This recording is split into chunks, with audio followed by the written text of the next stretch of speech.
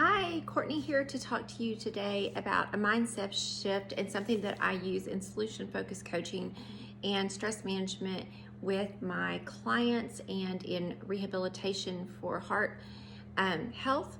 So I do stress management and cardiac rehab, and I used to do cancer rehab.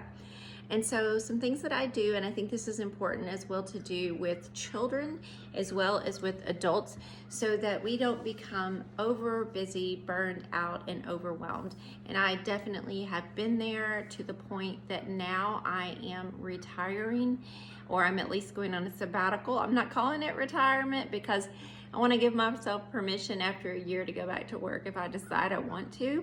But in reality, I'm early retiring. I thought I would be there for, oh my goodness, 4 more years, but some things happen and we reached some savings goals, and I am able to step back for a while and see how it goes. So with that, I have noticed myself having more and more free time. I'm down to 2 days a week at work right now. By the middle of November, I'll probably be done. And I'm starting to see my time open up, and it's really wonderful. But for years I was thinking, when this happens, I'll feel better. I'll have more time to do this. It's not that I didn't do those things, but I might only walk for 20 minutes, or I might do 10 minutes of yoga, or allow myself to read at bedtime.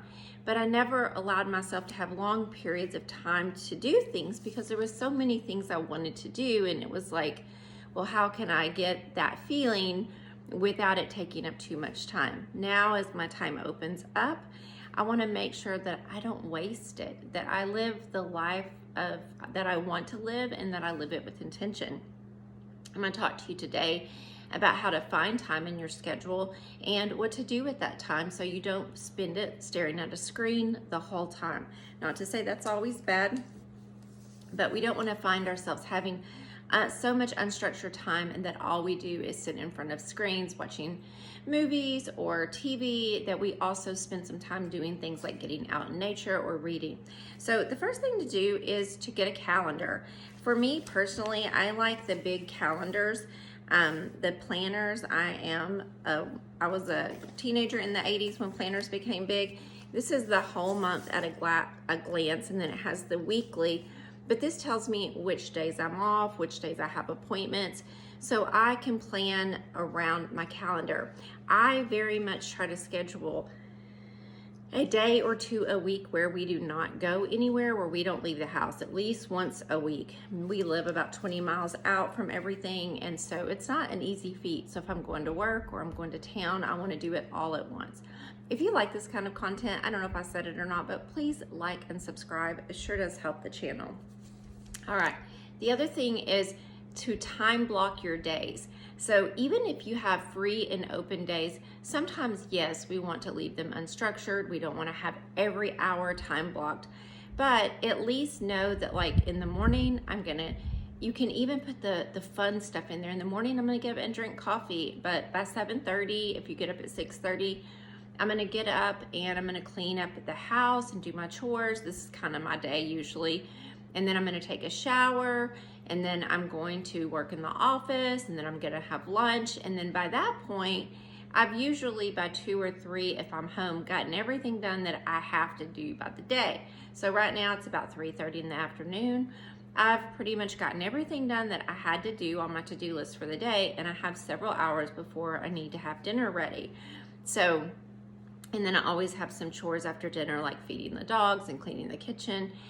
But I will have like the next 3 hours to myself. So besides making this video, a couple of things I wanted to do today was to go walk on my treadmill, get some exercise, either do a strength training video or some yoga, I'm not sure yet.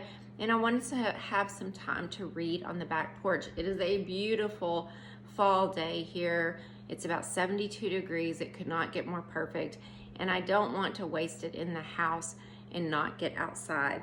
So we want to make sure that we time block, and this is especially important with children. So many children now are put in so many sports and so many activities, that to kind of look at their schedule and to ask them, okay, child of mine, what you have this time free, what would you like to do? And you might be surprised. They may just want to play with their Legos, or play video games or whatever, but you can say you can, be in sports, or you can go to the science museum or whatever it is. But make sure that your children also learn that being busy is not what brings value or importance to them. It's not what gives you worth. And so we want to make sure that you also teach them to relax and have some unstructured time where they go outside to play or they do some creative endeavors. I also have a degree in early childhood education in the Italian form Reggio Emilia, which was very play-based learning. And I taught my kids that way. I raised them that way. And I'm so glad I did, because all my boys have such a love for the outdoors. My daughter didn't come to me until she was 9 when I adopted her. And so it's a little challenging with her because she didn't get the same,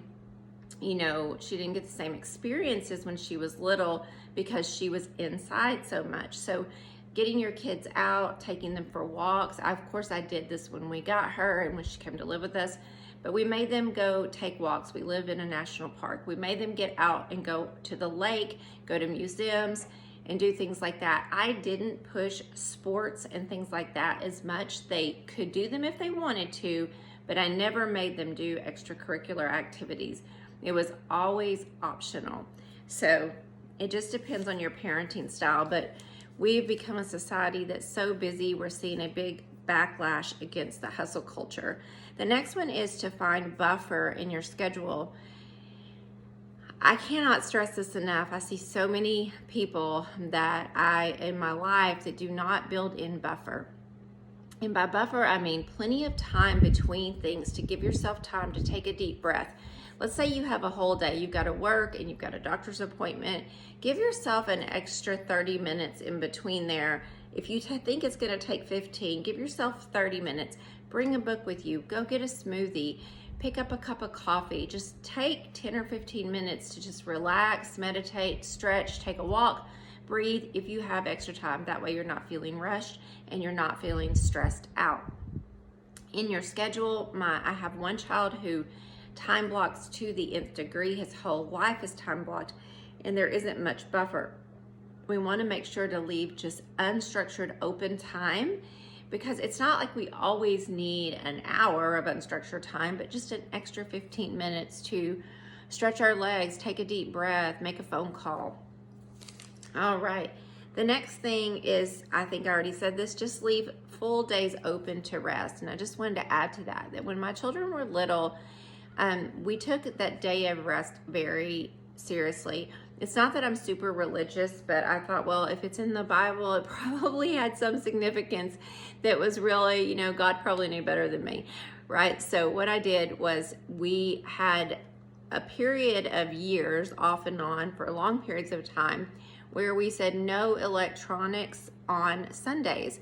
We did our basic chores, but we didn't do like the house cleaning and stuff like that. It was just simple meals. Now, when I was a little girl, my granny did this at dinner on Sunday nights. I always looked forward to it because my grandmother did not cook dinner on Sunday nights. You could have a grilled cheese sandwich, you could have a bowl of cereal, but I remember always eating like a grilled cheese sandwich and a thing of tomato soup or something like that. It was always leftovers or something easy, and it gave her kind of a night off. So institute some day of the week where you give yourself a break or a ritual. Rituals are so important. On Friday nights, we kind of do a fun meal and watch a movie here. My husband will often make popcorn or smoothies, and it's just a fun little ritual, and it's kind of an agreed upon rest day. So knowing what you're going to do at that time as well, having a list of activities that you want to do. So I'm going into early retirement or sabbatical. Now, I have made a list here of 18 things that I want to do when I retire. A lot of these things are things like automate all of our bills. I have a few that I haven't automated. Look to see if we can find cheaper cell phone plans.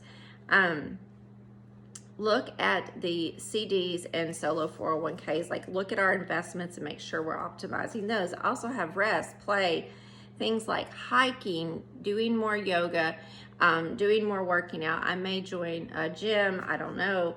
I've worked in gyms my whole life, so it's not something that I exercise at home usually. But things like get rid of stuff and do minimalism. You know, my house doesn't exactly look minimalist, but I am very much live in that simple living kind of way where I don't like to have clutter or things that I don't need. So make sure that you know what you're going to do with that unstructured time, so you don't spend it just being in front of a screen, being on the phone, scrolling Instagram and social media the whole time. Make sure that you don't just spend it watching Netflix. I love doing that sometimes. Sometimes I love a whole day if I don't feel good to sit on the couch and binge something. But we don't want to have spent so much time on our phones on the regular that we become sloth-like and that we haven't actually done anything productive. So I think it is fine to structure playtime, to kind of have a plan for, okay, Saturday, it's gonna be beautiful. That's another thing, is I look at the weather. It's gonna be beautiful, so we're gonna take a hike and have a picnic. It doesn't mean that it has to be completely structured the whole day, but make sure you have a list of the things that you enjoy doing so that you don't get to some point in life where you look back at your life and you're like, oh my gosh, I spent my whole life and I didn't really enjoy my life. So having a list and working with your children on, if you have children, on that list as well. What do they want to do? And with that, I also will look at my time on the regular. Like today, I didn't know when the painters were gonna leave. And because I had gotten everything done, I looked at the time. My husband's out working. I know he's got to do something else at 7 tonight. So I'm going to make a plan for what I'm going to do this next few hours. So I'll kind of even time block it out, like, okay, I'm going to walk for 20 minutes. I'm going to go read 2 chapters, or I'm going to read for 30 minutes. That way I allow myself to have that experience, but I always have also reserved the right to change my mind. And that gives me the freedom to not feel pressured by structuring unstructured time, if that makes sense. I hope you found value in this. Thank you so much for being here. Bye-bye.